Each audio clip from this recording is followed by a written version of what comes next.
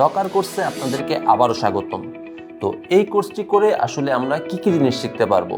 তো এই কোর্সটি করার মাধ্যমে আমরা বুঝতে পারবো কন্টেনারাইজেশন টেকনোলজি কিভাবে কাজ করে, কিভাবে একটা অ্যাপ্লিকেশনকে বিল্ড এবং ডিপ্লয় করতে হয়, আমাদের ডেভঅপসের বেস্ট প্র্যাকটিসগুলো কি, এছাড়াও বিভিন্ন ধরনের ক্লাউড কম্পিউটিং প্ল্যাটফর্ম যেমন জিসিপি, এডাব্লিউএস বা মাইক্রোসফট অ্যাজিউর এই ধরনের প্ল্যাটফর্মগুলোতে কিভাবে আমরা আমাদের অ্যাপ্লিকেশনকে অনেক সহজে বিল্ড এবং ডিপ্লয় করতে পারি সেই জিনিসগুলো শিখব আমরা এই কোর্সটি করার মাধ্যমে। ডকার কিন্তু শুধুমাত্র ফ্রন্ট এন্ড বা ব্যাক এন্ডে ইউজ হয় এরকম না, আমরা চাইলে সবকিছুতেই ডকারের ইউজ করতে পারি।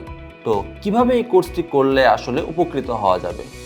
সবারই শেখার ধরন আলাদা, তবে যেহেতু এটা একটি হাইলি প্র্যাকটিক্যাল কোর্স, তো আমি সাজেস্ট করব আপনারা যখন কোর্সের ভিডিওগুলো দেখবেন আপনারা অবশ্যই নোটস রাখবেন।